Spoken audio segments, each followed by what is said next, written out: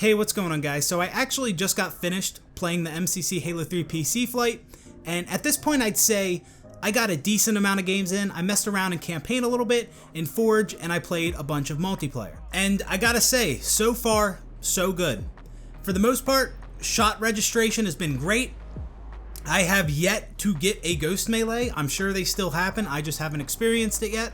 The game runs smooth, it looks beautiful. I love that you can adjust your FOV and you can choose between centered or lower crosshair. I know a lot of people use centered crosshair, but me personally, I prefer lowered. But yeah, overall my experience has been pretty good, but that is just my experience. Like I said, the shot registration felt good, the game runs smooth, but that could be different for others. But I will say that I will not be fooled again.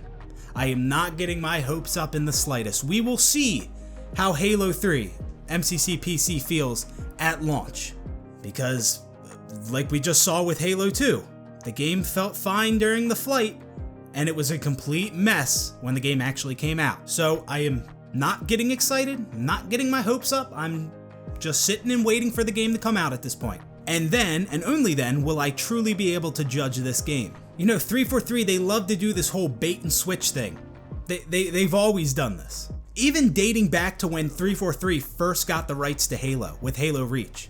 343 made some really good updates to Halo Reach and gave us the TU settings, and it looked like they were taking Halo down the right path, but that was the bait. Because then with Halo 4, then they pulled the switch and they gave us a Call of Duty version of Halo. But even just talking about MCC Halo 3 alone, there has been a lot of trickery. Like my first game of MCC back in 2014 was a game of Halo 3 on Foundry. And that one match felt phenomenal. The shot registration was unbelievable. And I mean unbelievably good. That match felt phenomenal. I got a perfection that match. And then it was kind of all downhill after that. I mean, after that match, it took us, me and my friends, forever to get another game after our very first game of MCC back in 2014. But as time went on, the shot registration had felt awful. It felt worse than it was in OG Halo 3. Then, when we got the first MCC Halo 3 flight on Xbox back in 2018, shot registration in that flight felt phenomenal. It felt great again. I'm like, holy shit, this is better than shot registration in OG Halo 3. And then, after that first flight, the shot registration was back to feeling like shit. And now here we are with MCC Halo 3 on PC, everything feels great, and now I wonder, will it feel like this at launch? So again, not getting my hopes up, we'll see how this game performs at launch. Now when I say the shot registration has felt pretty good for this MCC Halo 3 PC flight, for the most part I'm talking about shot registration with the battle rifle. When it comes to the snipe, I've gotten my fair share of bloodshots. I mean, from the games I've played, I have gotten quite a bit of bloodshots on players who are just out in the open, not close to any walls, barely moving. You know, typical MCC bloodshots. And there are some other issues and gripes that I've had with this flight so far. There's issues with the turrets on the map. Sometimes when you go to get onto the turret and operate it, it'll fall over, which is really weird. This is a known issue. And hopefully that'll be fixed at launch. There's this other issue where if you're playing on uncapped frame rate, this doesn't happen when you're capped at 60, but on uncapped frame rate, if you throw a piece of equipment or throw a grenade and then press Y real quick to switch your weapon, the grenade or the piece of equipment will not come out. And that is another known issue. Like I said, I'm pretty sure it only happens on uncapped frame rate. I've only been able to do it on uncapped frame rate. Another thing that I'm not a huge fan of when it comes to this flight, and this actually applies to all the Halo games for MCC on PC, and this might just be me being picky, but when you increase the FOV, it gives the map this weird, warped, stretched look. Like things seem further away than they actually are. I'm sure some of you know what I'm talking about, some of you might not even notice it, and you could just say that's normal, that's what happens when you increase the FOV, that's what it does, but in other games that I've played, when I increase the FOV, it doesn't have this same weird effect where the map looks stretched. Like when I've increased my FOV in El Dorito, also known as Halo Online, or Halo Project Cartographer, or Halo Custom Edition even, I don't notice this weird warped stretch look. I only notice this when I increase my FOV in MCC. Now, another issue I've been having with this flight, and this is an issue that has been preventing me from enjoying this game as much as I could be, and that is this weird crackling audio I get when I play the game. Now, I know not everyone experiences this, but I've looked it up myself and I've seen countless threads of other people describing the same issue, and this is not something I've only experienced with Halo 3 MCC on PC. I've experienced this with Reach and the other games in the collection as well on PC. There are some times when I'm playing and there will be this subtle crackling audio as you're playing the game. It seems more common on Forge maps, and I did not notice this crackling when I went into a custom game by myself and when I played campaign for this MCC Halo 3 PC flight. But whenever I play matchmaking, I do hear the crackling, and like I said, it seems like it's worse when I play on Forge maps. I've experienced this crackling audio with Halo Reach and the other games for MCC PC as well, and the crackling audio, it seems more common in this current MCC Insider build than retail MCC. Like when I play retail MCC PC, it'll happen occasionally. There will be some times where I hop on the game and immediately as the game's booting up, the crackling is really bad and I have to quit the build and relaunch it, and that'll fix it. I don't really know what causes this crackling audio. I know this is not something everyone experiences, but I looked it up and there's plenty of others who have had the same problem. And all the different solutions that I read to fix this problem, they haven't worked for me, which is typical. That's what I'm used to. You try, you read forum after forum after forum, try all these different fixes and nothing ever works and you end up wasting 5 fucking hours of your life. I'm used to that. But anyways, that crackling audio sound is unfortunately something that has been preventing me from really enjoying this MCC Halo 3 PC flight. I don't have this issue with any other PC games. This is just an MCC thing. And if any of you have had this issue and you know how to fix it, please let me know. Please let me know. But even with all the weird bugs and issues considered, I have been enjoying this flight. Like, it does feel really good. I just really hope that when it actually releases, it's not a broken mess. Another new feature that we get to mess around with in this MCC Halo 3 PC flight is armor customization. It's no longer armor sets. You can actually customize each piece of armor individually. So now you have full control over which armor pieces you choose for your Spartan, just like it was in OG Halo 3.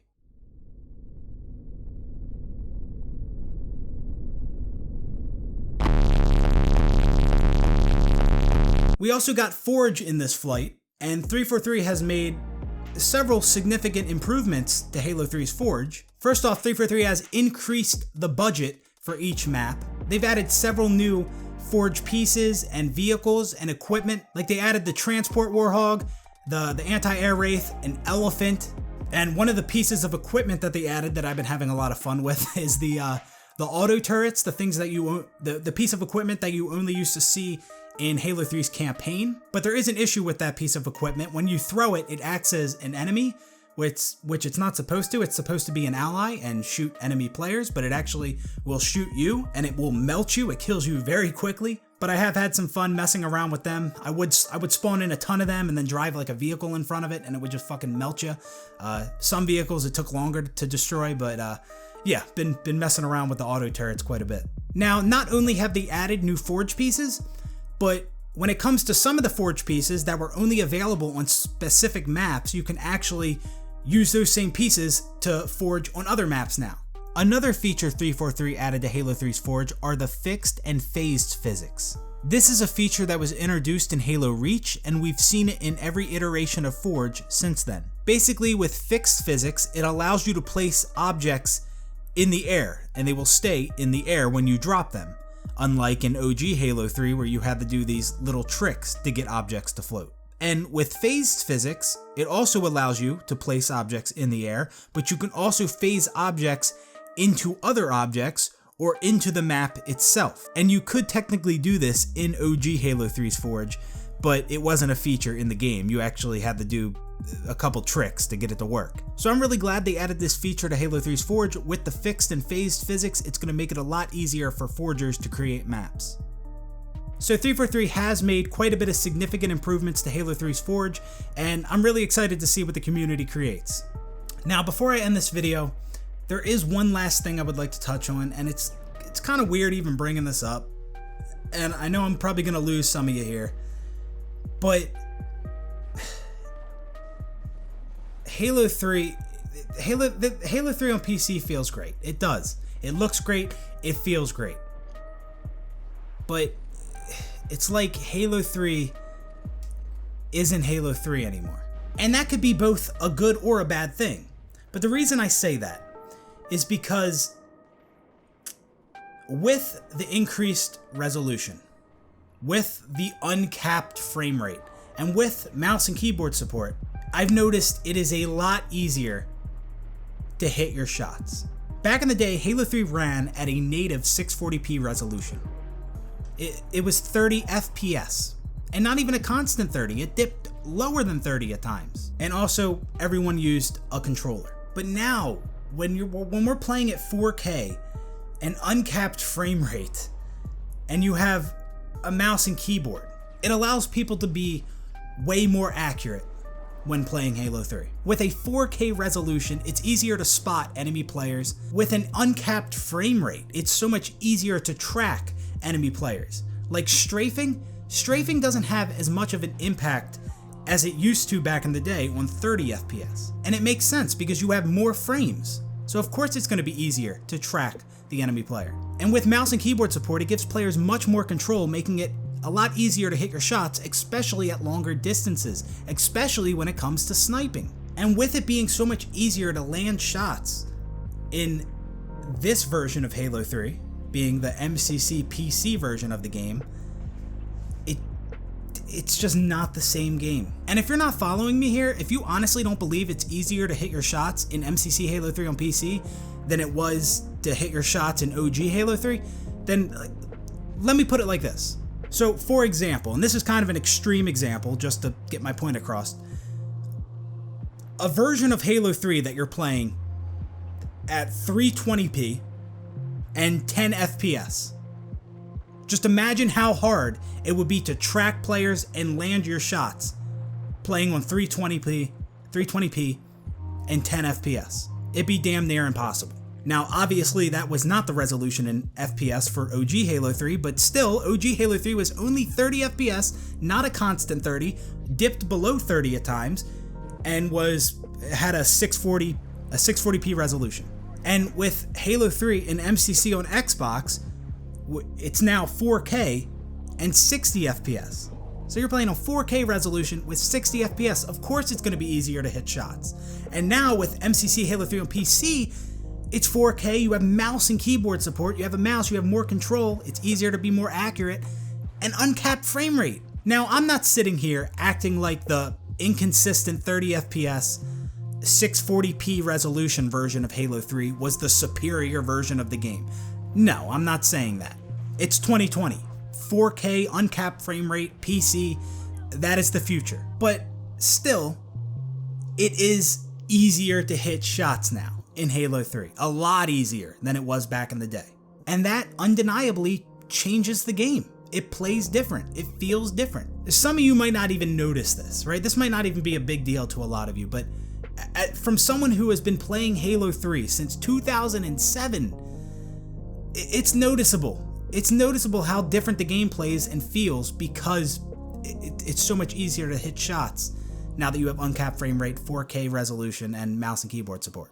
Now, don't get me wrong, I do enjoy seeing Halo 3 look this damn good. But my whole thing is, I feel that certain systems and mechanics in the game should be tweaked accordingly when you increase the frame rate and the resolution and add mouse and keyboard support. Like, maybe with all those improvements, maybe we should make certain weapon reticles smaller, decrease the aim assist, decrease the bullet magnetism, things like that. Now, some people are going to think I'm contradicting myself by saying that because I have multiple videos on my channel talking about aim assist for MCC. But in those videos, I did say I wasn't totally against reducing things like the strength of the aim assist and the bullet magnetism.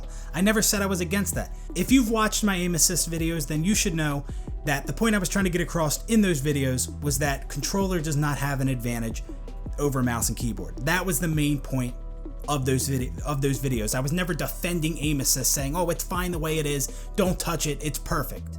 That's not what those videos were about. Now, in my very first video I made talking about aim assist for MCC on PC, I did say something that I've kind of changed my opinion on. I did say that the frame rate, however many frames a game can run at, should not dictate the strength of the aim assist. And I said that back during one of the Halo Reach flights for MCC on PC. Some people were saying because Halo Reach ran at 30 FPS back in the day, and now that it's 60 FPS on PC, which that's all it was at the time, 60, there was no uncapped frame rate at the time, people were saying, oh, that the aim assist should be reduced because now it's 60 FPS, it's easier to hit your shots. And like I said, I mentioned that the amount of frames the game runs at shouldn't influence the strength of the aim assist for the game. Now that is the one thing, the only thing that when it comes to aim assist and mouse and keyboard versus controller, that is the one statement that I kind of want to retract. Now, me retracting that statement does not invalidate all my aim assist videos. Because like I said, my whole point in those videos was that controller does not have an advantage over mouse and keyboard, and I still stand by that.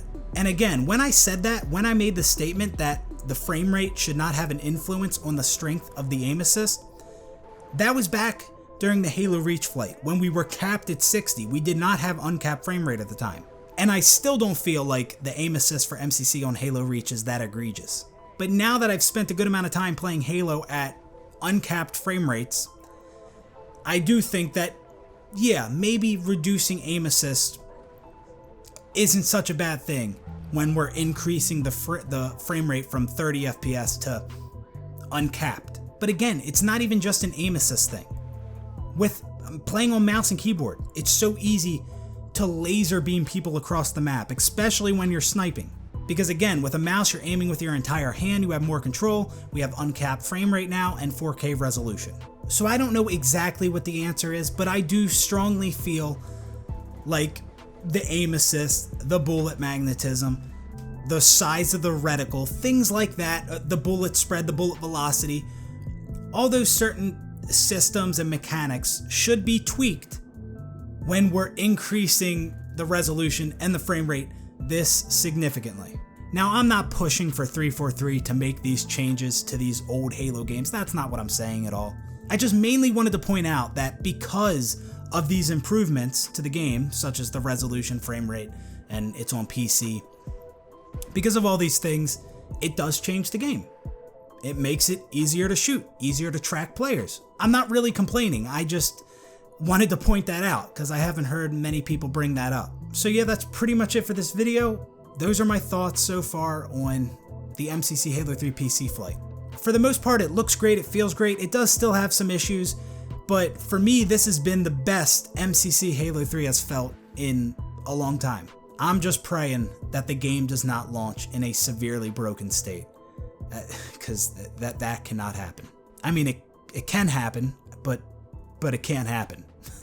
So that's going to do it for this one, guys. Let me know what your opinions are so far for MCC Halo 3 on PC. Have you been enjoying it? Have you been having issues? Let me know, and I'll see you on the next one. Peace out, everybody.